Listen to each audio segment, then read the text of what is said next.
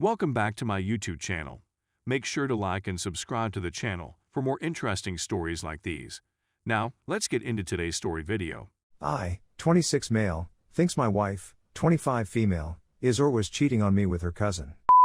Okay, this is going to be a lengthy one, so bear with me. This occurred approximately 2 weeks ago, and I've gone from entirely trusting her to profoundly questioning her. My wife and I met when I was 19 years old and fell in love fast. She has a 4-month-old kid from a prior relationship, but the father hasn't been involved since I've known her. I've wanted to be a parent since I was a child, but I have a genetic disease that I don't want to pass on, so adoption seemed ideal for me. Anyway, since then, we've been just like any other family.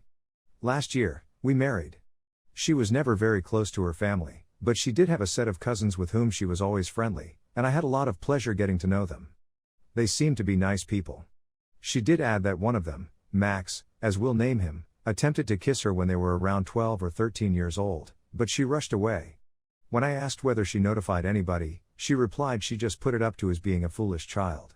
Every year at Christmas, we see him and he seems to be a regular guy. I liked him since her family is a bunch of stuffed shirts and he's normal. They recently reunited and attended a few family occasions. We only have one vehicle, and he picked her up and drove her to these events since I needed it for work. Nothing appeared out of the ordinary about this, after all, they are relatives.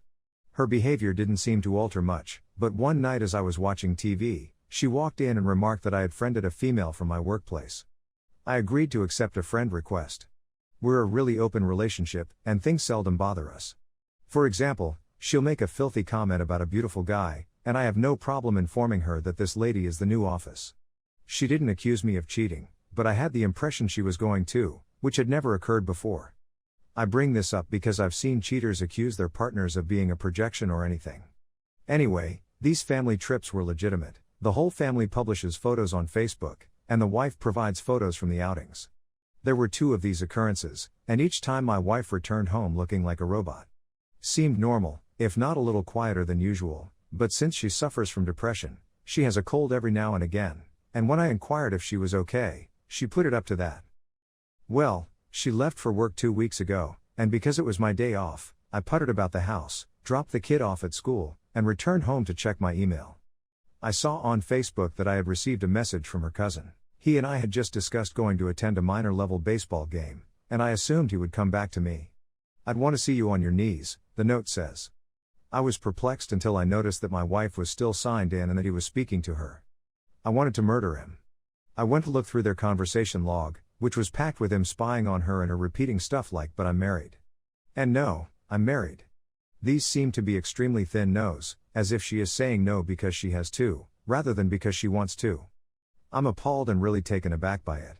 But, because none of them have mentioned anything occurring yet, and she is refusing him, although gently, I can't claim she's cheating. When she returns home and our kid is put to bed, I approach her about the issue, and she immediately bursts into an hysteria. Using phrases such as "I didn't do anything," and "I had no idea how to tell you. I was simply praying he would quit."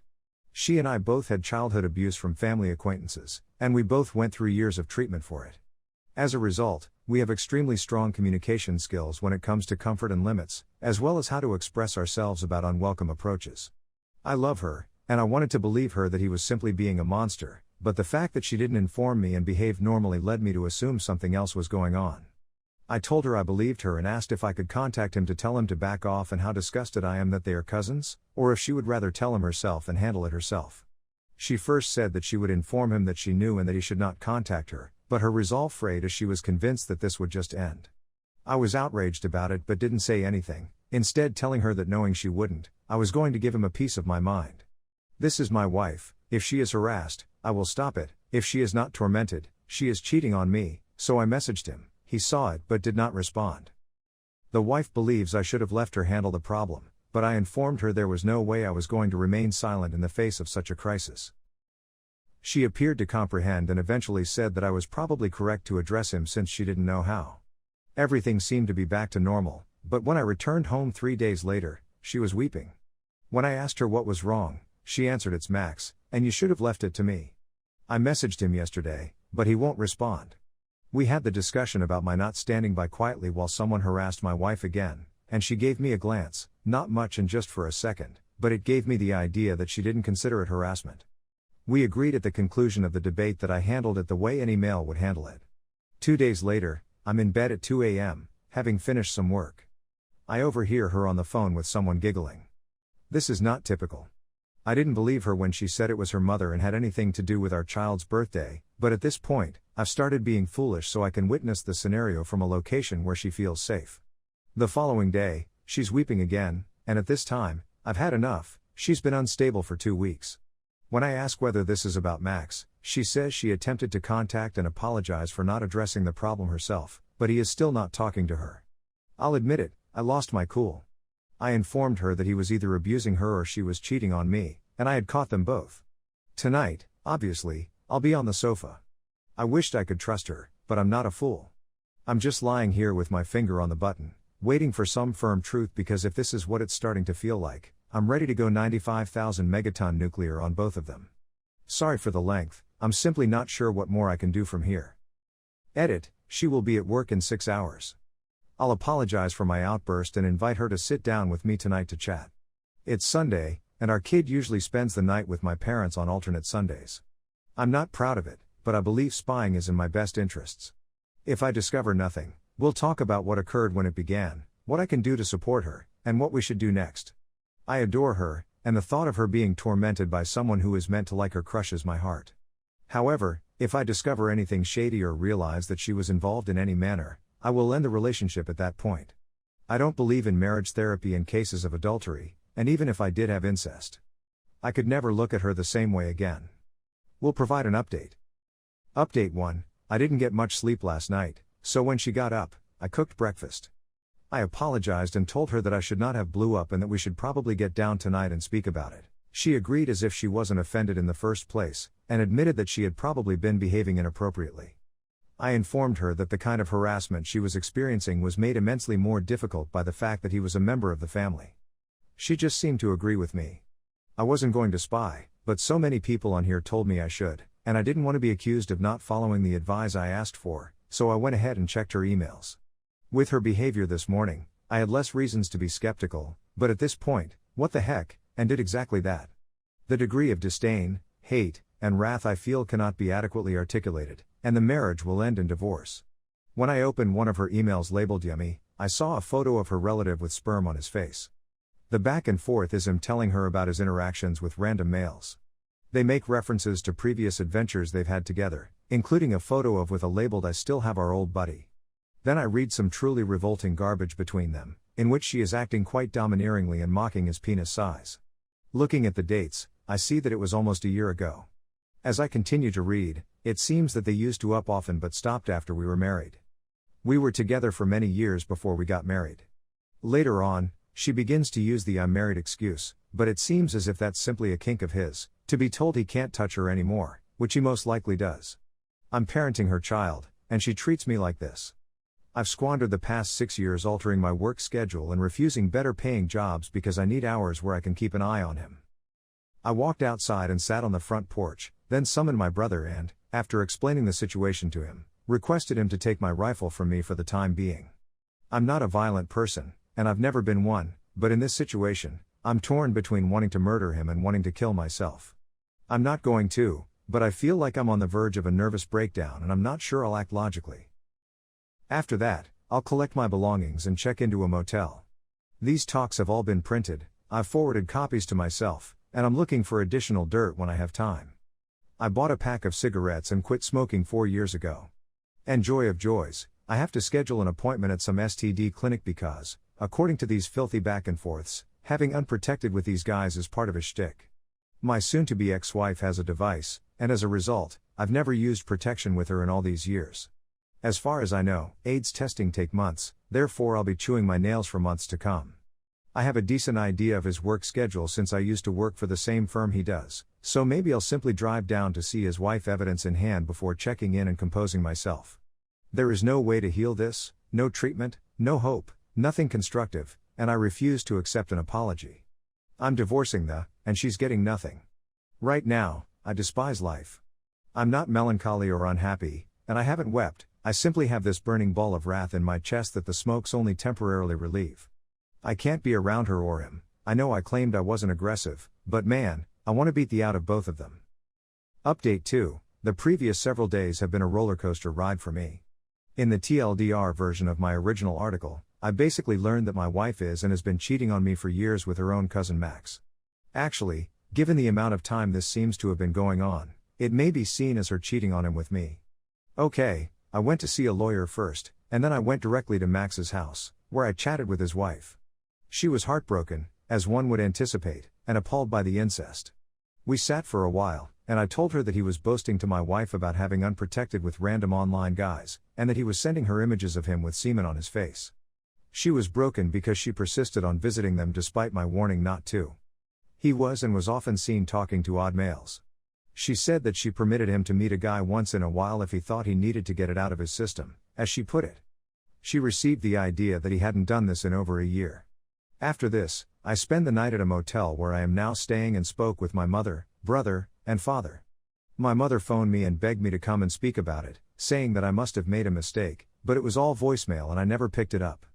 My wife called me about a dozen times and I didn't respond. She didn't send any messages, so I'm assuming she knows I've been recording things and doesn't want to give me any more ammunition. That's what I'd do in her shoes. I phoned her at the end of the day and told her I'd chat to her the following day. When I finally got home, she was a wailing wreck. She wanted to embrace me, but I told her that was enough. She maintained she had never cheated on me, that I had misinterpreted things, and that Max's wife was spreading these accusations because they hated one another. It's at this moment that I understand my wife believes I learned of their affair from someone else. She has no idea I found it myself. Then I show her the documents I have with pictures of him with sperm on his face captioned "Yummy." Our old friend, a picture of a massive. Her speaks to him as if she is some kind of dominatrix, mentioning how he has a little and other power play things. At times, she told him to give him pictures of himself once these guys were done with him. That's some stomach churning stuff. I'm not a prude either, I do a lot of very kinky, so it's not like she's dealing with an uptight husband who isn't open and went out for that reason. But, in any case, the moment she knows it was me who found this and informed Max's wife, she goes from weepy and sorrowful to explosively enraged total hysterics. You should have consulted with me first.